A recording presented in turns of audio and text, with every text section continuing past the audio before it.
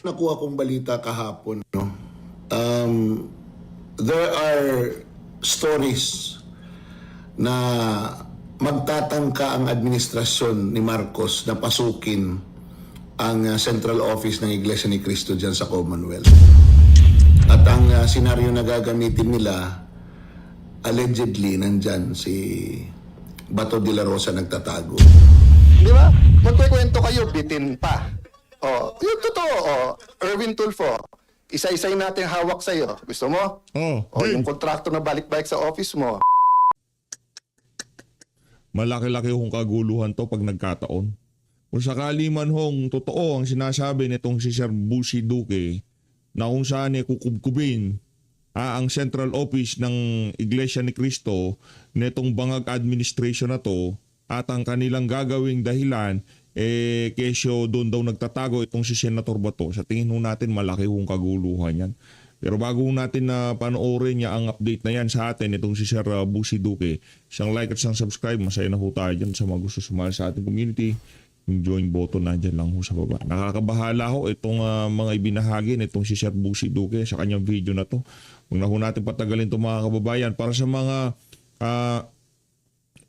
kasama nating miyembro ng INC dito, magmatyak ho kayo dahil ang mga kalaban ho, wala naman ho sila sa matinong kaisipan. Mga adik ho, karamihan. Kaya sa tingin ko, pagka mayroong mga balitang ganyan, talagang ika nga malamang sa malamang pinagpaplanuhan na ho yan. Kasi ganyan din ho ginawa nila dyan sa KOJC, di ba? Talagang kinubkub ho nila, pati yung eskwelahan, pati yung kung saan sagradong lugar para dito sa mga KOJC member, wala ho silang patawad. At sa tingin natin, dahil nga adik tong administrasyon na to, yung ginawa nila sa KOJC kay Pastor Kibuloy, pag napagtripan ho ito, talagang sa tingin ko talagang tutuluyan ho nila ito mga kababayan. Kaya mapagmatsyag ho kayo para sa mga kababayan nating INC. Hindi naman ho normal yung mga kalaban natin dito. Mga adik, mga matatakaw sa pera, wala ho sa tamang katinuan. Yun ho yun mga kababayan. Panuorin ho natin to. Kakalungkot to, kakalungkot. Nakuha kong balita kahapon, no?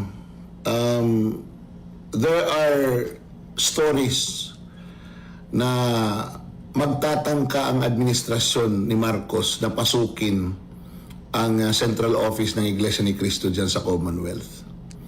At ang senaryo na gagamitin nila, allegedly, nandyan si Bato de la Rosa nagtatago. And that magkakaroon ng mga testigo na magsasabi na nakita nila, etc., etc. Alam niyo naman, sa gobyerno, there is always that presumption of regularity. Pag kumilos ang gobyerno, you will not ask questions now. You will ask the questions later. Diba? Kasi there is always a presumption na yung ginagawa nila ay legal. Diba? Ang purpose ng paggawa ng ganyan is that, alam nyo, init na rin itong mga congressman. Itong mga congressman na ang kanilang boto ay nakadepende sa Iglesia ni Cristo, na eto sila ngayon ay bumoto sa impeachment at very vocal sa impeachment ni Vice President Sara Duterte. Natatakot ang mga ito na hindi suportahan ng Iglesia ni Cristo. And the only assurance that this administration can make, itong Marcos administration, is to destroy Iglesia ni Cristo. Yun lang yun eh. Alam niyo, pero malabo ho yun, yung wawasakin nila yung Iglesia ni Cristo. Malabo. Hindi ho natin, kahit sa ating wildest dream, hindi ho nating makikita na mangyayari. Yung pinaplano nila na yan sa INC. Diba? At saka ito ho mga kababayan, sa tingin ho natin talagang malaki hong gulo yan pagka ginawa yan ng administrasyon nitong si Marcos Jr. Malaki hong kaguluhan yan. Sa maniwala ho kayo sa hindi, malaking kaguluhan yan. Kung yung sa KOJC, diplomasya ang pinairal ng mga miyembro, mga opisyal ng KOJC sa pangunguna nitong si Pastor Kibuloy. Kasi talagang diplomasya, nakita nyo naman pinapasok pa nga sila. Walang ang hawak-hawak nila warrant of arrest. Nag-search sila ibang dokumento, pinagbigyan pa rin. 'Di ba? Dahil naniniwala sila na diplomasya at talagang sa maayos na usapan, matadaan naman yung mga ganyang klaseng bagay. Pero ngayon nakita na ng mga kababayan nating INC na hindi uso dito sa bangag administrasyon na to ang diplomasya, ay magkakaalaman ho tayo dito mga kababayan. Siyempre, ang ating ang ating sympathy para sa mga kababayan nating INC. Baboy ho itong administrasyon na to, kaya ang pagsuporta ho natin sa ating mga kababayang miyembro ng INC, matindi ho yan. Ika nga, pagka sinuportahan natin sila dyan sa laban nila na yan, pag nagkataon ang sinusuportahan ho natin yung mga pinaglalaban itong si Senator Dante Marcoleta. Dahil gusto ho nila sigurong i-dismantle itong religious group, dahil nakita ho nila talagang napakalakas ho nito.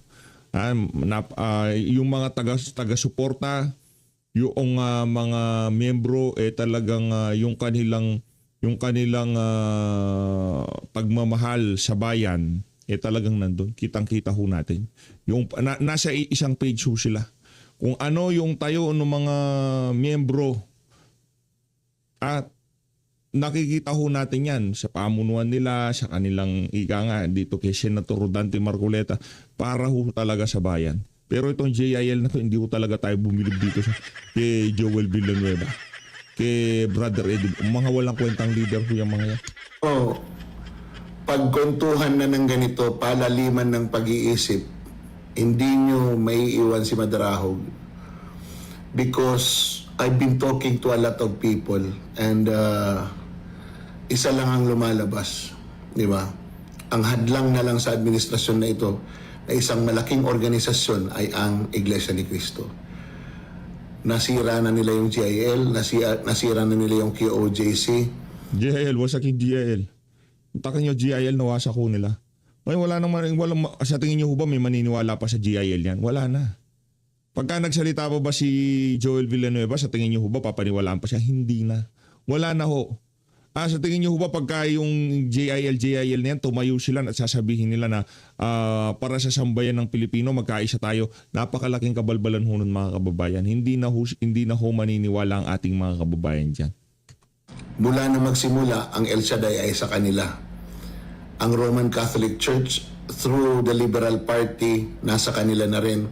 And ang pinaka malaking hadlang na lang is the Iglesia ni Cristo. And Iglesia ni Cristo continues to be the critic of this administration.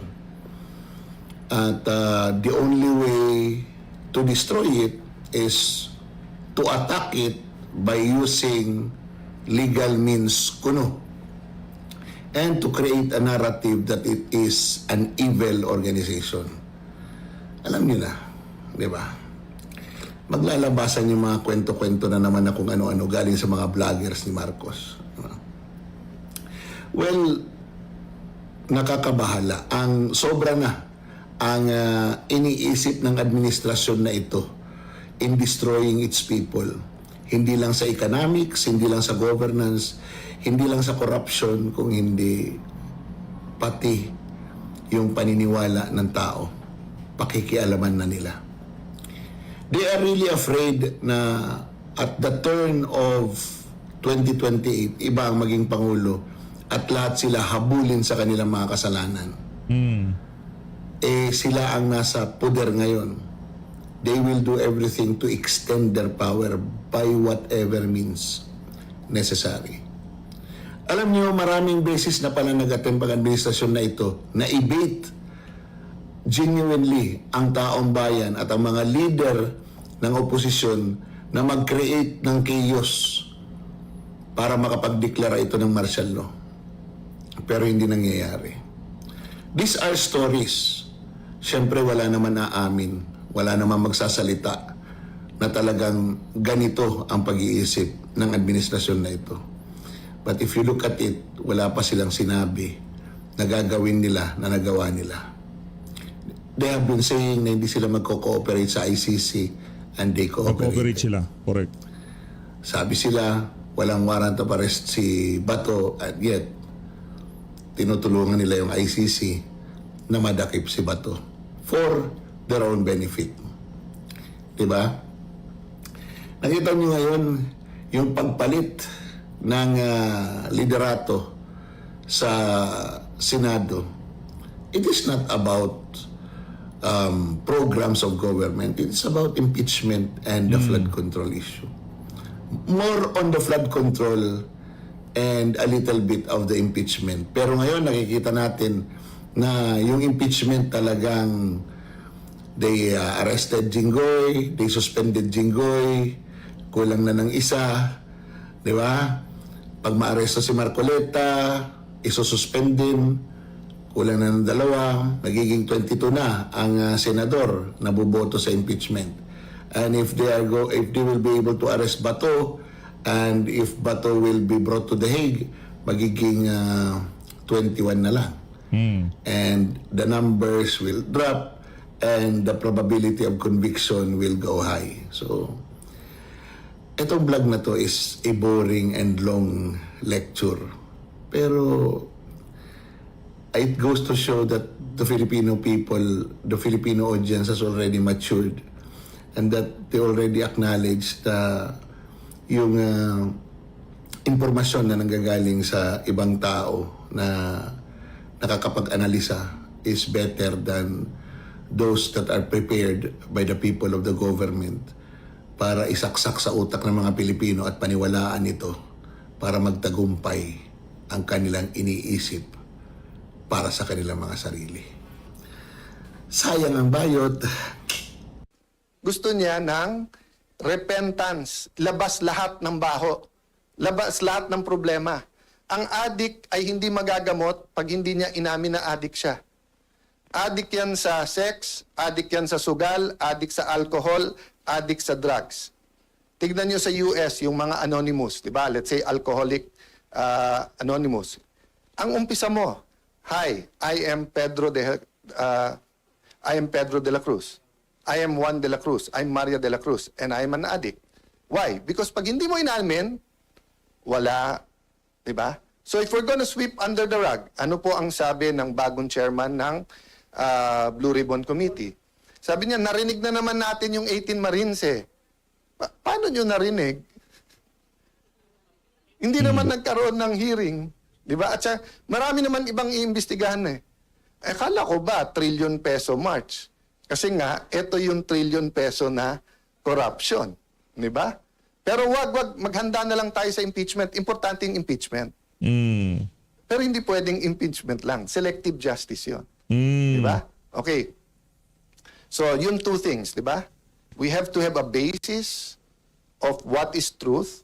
And secondly, we want to know where truth is going, where it's going. So, ang sabi ko sa inyo, pangalawa, revival not revolution. What's the difference nung totoo? Yung political revolution, palitan mo lang yan, okay na. Sana kung si ganito maging presidente natin, kung si ganito maging speaker natin, kung si ganito maging Senate President, kung si ganito lang maging mayor natin magbabago. Don't get me wrong, leadership matters. Leadership matters, di ba? When the blind leads the blind, alam mo nang madadapa ka or mahuhulog ka sa bangin, di ba? But having said that, it's leadership is complicated in the human because nakikiramdam ka rin sa followers mo eh. 'Di ba? Kaya nga hirap yung mga reformers kasi to a certain degree, and this is a true story, kilala nyo to pero hindi ko na sasabihin sa inyo kung sino. Yung isang secretary na napakaselan ng hinahawakan niya dahil corruption nga, sinabi ko sa kanya, yung pangalan niya, there are 3 kinds of people following you now. Last year to. 3 kinds of people. First, yung gusto ng totally pagbabago, na sa departamento mo, tunay na yung bidding, wala nang corruption. Di ba? Lahat ng gawin ng departamento mo, ayos na. Okay. The second one, ayaw na ng ghost, pero baka naman pwede tayong bumalik sa 10-15%. Kasi kailangan natin yan. Di ba? Yung pangatlo, wag lang ako makulong, sila lang makulong, tapusin na natin to, balik na tayo sa dati. So sabi ko sa kanya, Secretary, ito problema. Yung tatlong nasa likod mo, pare-parehong pumapalakpak ngayon. So yung tatlong yan, nabobosesan mo, naririnig mo yung palakpak. Pero iba-iba gusto nun. Ang pinakadelikado doon, pero pinaka-okay yung una. Na gusto niya, eto chance natin. Nasa kalye mga tao, lahat ng media kakampi ka, lahat ng korte kakampi ka, ombudsman at DOJ kakampi ka, baguhin mo na lahat. Yun ang pinakamaganda, pero sila ang pinakakonti. Di ba? Ang medyo mas marami, yung konting corruption, okay naman. Kaya lang ang problema sa Pilipino, yung konting corruption, season lang yon. Lalaki din ulit yon. Di ba? Prinun mo lang hindi mo hinugot ano mangyayari sa isang puno, sa isang halaman, prinun mo? Lalong lalago, di ba? So, kung alam mong fruit-bearing yon, i-prune mo. Pero kung alam mong weed yon, hilahin mo na. Kasi kung hindi, lalong lalaki yon, di ba? So, yung revival starts with the repentance. Ilabas natin lahat, di ba? That's why no one could believe that nung nalabanan yung apartheid, ang ginawa ni Nelson Mandela is, sandali, wag natin ikulong lahat. Mag-truth commission tayo, labas natin lahat, mag-sorry tayo sa isa. So I'm not proposing that now, baka naman ma-misinterpret. No? Ang point ko lang, you have to start with truth. You have to start with repentance. Then the reforms, the revival will come in. We have to deal with our political realities and political system. So like ako, di ba? I mean, kayo ang staff ko, so alam nyo, I haven't coordinated with both Malacanang and with the VP, with opposition administration. I can talk anytime. I have had meetings, not with the VP, with the executive side, to try to bridge everything. Pero, meron mga no compromise, which is our integrity. Diba? So, which goes to the third part, which is strategy versus tactics. No? So, the bigger picture is strategy. So, for example, let me just talk about two things sa strategy because we really have to talk about identity, where God is leading us, how do we refuel ourselves pag tingin natin pagod na tayo, di ba? So, for example, ang strategy natin from the start, simple lang. Kunin ang majority, kunin ang Senate presidency, gawin yung tama. Ganun lang simple. Gawin yung tama. Ano yung tatlong tama? Una, anong truth na naitatago? Paano natin ilalabas in a systematic, at that time, corporate way, na hindi naman mayayanig ang Pilipinas, pero mayayanig ang mga korap? Okay, two, how do we solve problems in education, in health, na totoo? Kasi like sa education, ang dami-daming, magaganda lahat ng bills na yan. Pero mark my word, until we deal with K-12, ang mga bata, half day lang ngayon Diba? So pag hindi mo binawasan ng 1 or 2 years o hindi mo pinondohan, there's only two ways to solve Philippine education. Buhusan mo ng pera para yung K-12 ay fully funded at bumalik sa 7 to 3 p.m. or 7 a.m. or 8 to 4, whole day ang bata na equip lahat, or bawasan mo muna ng 2 years habang inaayos mo. Lahat ng iba doon are in between window dressing and building new rooms. Meaning, building new rooms, magagandang programa. Ang problema, hindi mo inayos yung pundasyon. Diba? Ganon din po sa health natin. If you look at the amount of money out of expense sa gamot, if you look at the approval systems, if you look at PhilHealth, etc., kawawa talaga mahirap sa ating bansa. Kawawa talaga. Diba? So, strategy. So, ano strategy nung kabila? Palabasin ng manggulo. Sila nagpapasok sa NBI. Sila nagsabi sa NBI, full battle gear kayo doon. Sila hindi naglagay ng membro. Sila ang hindi nagpausad sa bills natin. Authorized naman sila na mag-BICAM, etc. Diba? Sila yung nananakot sa kapwa natin membro na lumipat kayo, kung hindi makukulong kayo. Sila ang meeting ng meeting sa Malacanang, pero pinapalabas nila, tayo unproductive, tayo magulo. Yun ang strategy nila. Ba't tayo papasok sa strategy? In one sense, kailangan mo sagutin yung issue. So like yesterday, pinaalala sa akin nung ating comms, stick to the issue tayo, which is truth. Diba? Na hindi tapos ang laban. Pero ayoko rin naman isipin ng tao, winaldas ko 700 million. Ni 5, may discretionary fund na pwedeng kunin ng... Huwag kasi kayo magpapaniwala kay Ping Lacson, sinungaling yan Diba? Ano ho yan? Lahat ng mga kasinungalingan, lahat ng kabalbalan ngayong mga panahon na to gagawin ni Ping Ang Lacson. Senate President. Maraming previous Senate Presidents, tens or hundreds of millions kinuha. Ni 5, hindi ako kumuha doon. Tapos sasabihin nila, 700 million ginastos ko. Tapos wala. O, unang-una, magaling sa division si Senator Lacson for 2 reasons. Dinivide lang yung 700 by 28 days kasi 25 million or minultiply lang 28. Pero mahina talaga siya sa math. Bakit? Because 12 is not 13. Pangalawa, akala ko ba sabi nyo tanggal ako nung June 3? O ilan araw ang May 11 hanggang June 3? O, paano naging 28? Diba? So makikita mo talaga na mahuhuli sa bibig ang isda. Pero bakit nga nanggugulo na manggugulo si Senator Lacson? Trabaho So on niya. one hand, stick tayo to the issue. On the other hand, there are some issues, tactical issues, na kailangan mo sagutin kasi kung hindi, masisira main message mo. So kung ang main message natin is good governance, tapos akala ng tao may anomalya sa 700 million. So sabi niya, isipin mo, walang productivity. O bakit ngayon break eh? Every day ngayon, 25 million.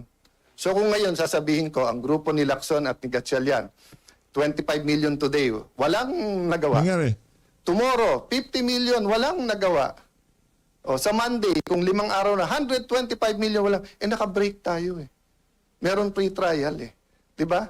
So wag natin lokohin ang Taong bayan. tao. So, but sometimes Lapangan nun natin itong si Spiketan. SP pa rin tawag ko sa kanya kasi nasanay na ako. Pasensya na Sen ha. strategic na i-expose yung ginagawa nila. So, nakita ko to kasi tandaan nyo, political science yung background ko, yung pinag-aralan ko. And uma-absent ako sa school, sumama lang sa tatay ko because I was really interested in politics. I've been a counselor since I was 21 years old. I've been in government. So what's my point? Nung nakita ko na dumami ang mga congressman na bumabanat sa VP nung 24-25, sabi nung iba, ang dami ng galit. Sabi, hindi, naging speaker ako eh. Magaling ang strategy yung speaker. Bakit? Alam kasi nila na sa Pilipinas, we have a two-party system. Diba? Sabi nung iba, multi-party. Hindi, two-party system tayo. Diba? Party on Friday, party on Saturday, election sa Monday, Tuesday, lahat kakampi na sa administrasyon. May maiiwan lang na konting oposisyon. So in a sense, two-party, administrasyon, oposisyon. Di ba? Medyo unique lang ngayon kasi yung mga Pinklawan, Dilawan, kumampi, Marcos na rin. Dahil ayaw kay VP Sara. So ang nangyayari ngayon, they claim to be the opposition, but the opposition oppose. They're actually co-administering. Di ba? So, what's my point there? Ang galing ng ginawa nila. Kasi pagka yung congressman hindi nagsalita ng mabigat versus VP Sara, alam nilang pagpalapit na or bumango, kakampi din nila o dalawa kakampi. So ang ginawa nila, binitawan, sinusuportahan, ginalit, or whatever. No, I'm not saying hindi conviction ng iba sa Quadcom, etc. I'm point, it was a systematic attack. So that nga, hindi na sila, so that point of no return na. Na kung ikaw man si VP Sara, paano mo pang kakausapin yung mga yon? Inupakan ka na ng ganon. Di ba? So ganon din ang ginawa nila ngayon sa Senado. Pag upo ko, tumitingin din sila kasi katulad, alam niyo naman si 14, di ba? Si 14, ilan meetings nag-attend siya, nagkikwento, nagmasama na ng sitwasyon. Etong si Senator Lacson, kung ano nang ginagawa. Tapos nung nagbilangan na, kumampi doon, siya din eventually kumausap sa ibang kasama na bumaliktad, si 14. So ang point ko, anong ginawa nila? Imbis na dumami tayo by them going to us, nung nag-meeting sila, take turns tayo lahat umupak. Kaya alam ko sa grupo nila ang pinakamatalino, si Lito Lapid. Kasi si Lito, parang kasama nyo na ako, pero wag nyo nang asahan, umupak pa ako. Di ba? I mean, si Lito's the most honest and practical. We're here together, this is politics. Pero wag na tayong gumawa ng imbento tungkol sa kasama natin. Pero sila, nag-take turn sila. Liberal, kayo naman. Rafi Tulfo, ikaw naman. But makikita mo yung diferensya nila eh. sabi ni Raffy Tulfo, hindi daw sila Malacanang. In other words, hindi sila tuta. Okay. But doon mo makikita yung graduated din experience. Bakit? Kasi si Senator Tito Soto and Senator Raffy Tulfo, at least sila tuta ng Malacanang. Pero si Erwin Tulfo, tuta lang ni Lacson.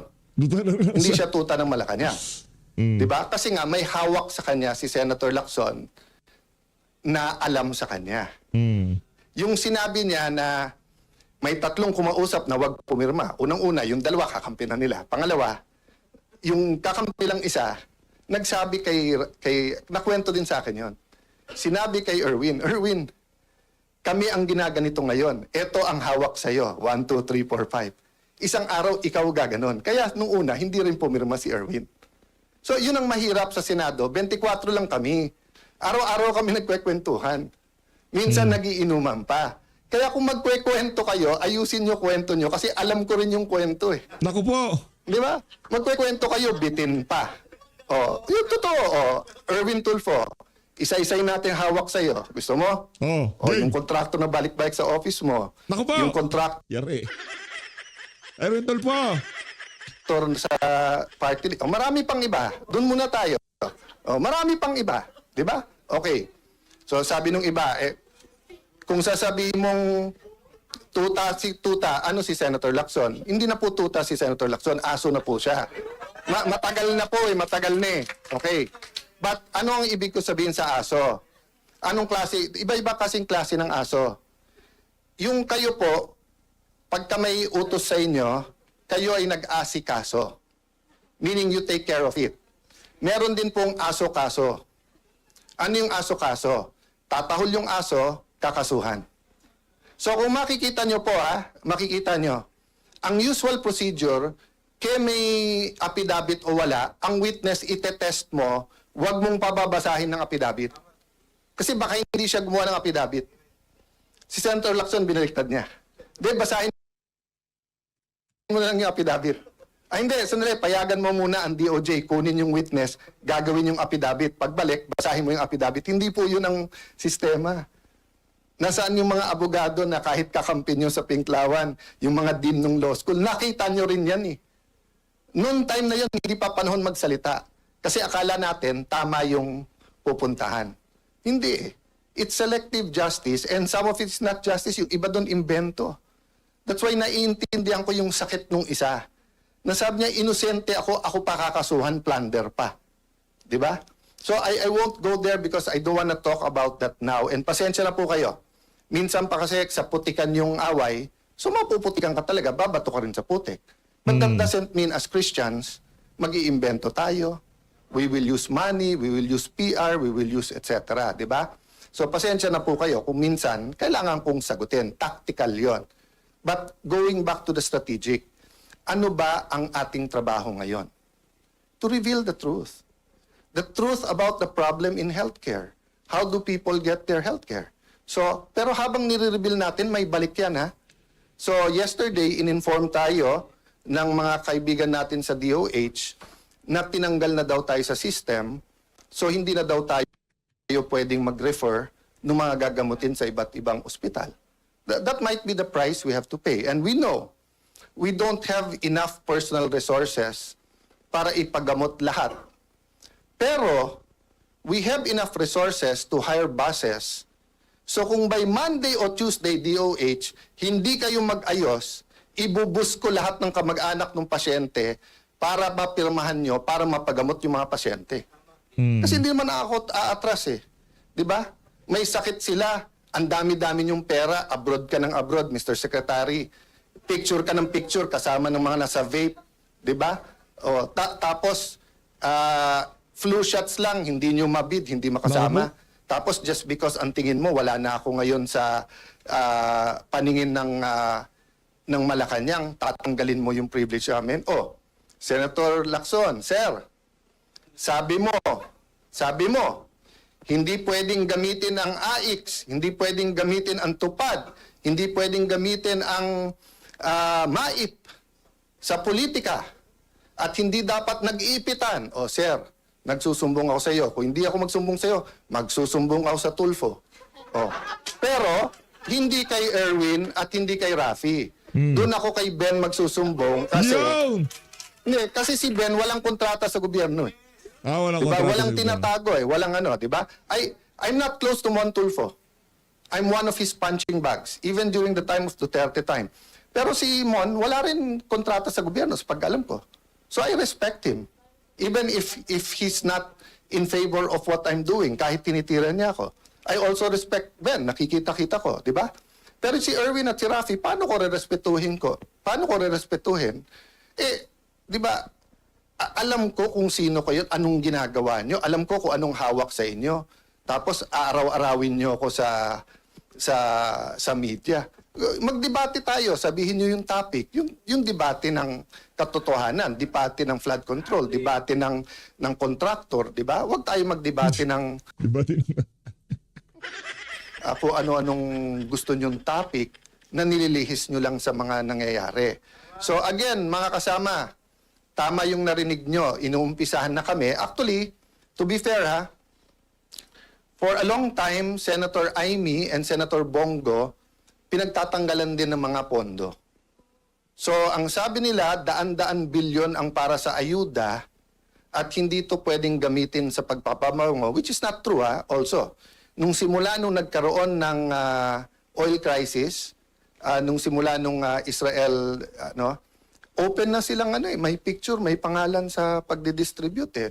Pero okay lang kasi at least nakukuha ng tao. So don't get me wrong ha. As long as yung mga pasyente na asikaso, it doesn't have to pass through my office.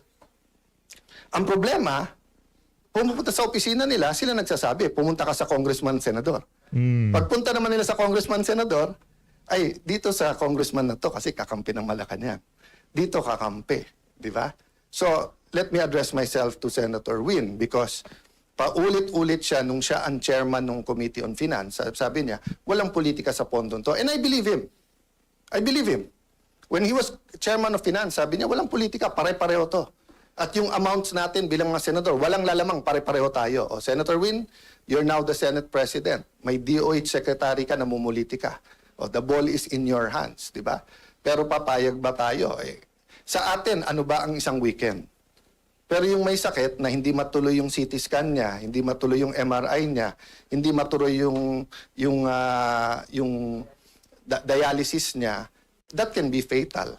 Di ba? So, sasabihin nyo, kami namumulitika, yun ang ginagawa nyo. So, sorry, mapupunta tayo sa politika because we have to fight the daily battles. But my point is strategy versus tactics. Daily battles versus the war. The war is really for the kind of Philippines we want. Diba? And yun ang last ko sasabihin, we have to articulate that. We have to articulate. So yung mga men and women of God na nandito ngayon na you will be speaking on those topics, pasensya na po kayo kung napunta ako sa daily battles. But that's what we're facing. And iba-iba tayo ng trabaho. May taga-fast, may taga-pray, may taga-encourage, may taga-luto, may taga-linis, di ba? So, we're all part of that giant puzzle that the Lord has put. But as long as we said, Lord, use me, Lord, send me, I think we'll be okay. So, sa lahat na nagpre-pray for us, lahat ng nagtatrabaho for us, guys, kayo yung inner core. So, don't lose faith. Some of you didn't sign up for this. But even if you didn't sign up for it, you had in your mind the kind of Philippines you want. So, di ba yung balik tayo dun sa na Lord, save mo ako. Pinadalang kita ng helicopter, di ba? So, in your mind, you probably had a different way. Di ba? So, kung tingin yung education yung problem, you're probably drafting a super good bill on education. Di ba? Or if you're talking about local government, baka nakadikit kayo sa pinakamagagaling na local government sa Metro Manila, dumikit kayo sa Taguig, sa Pasig, sa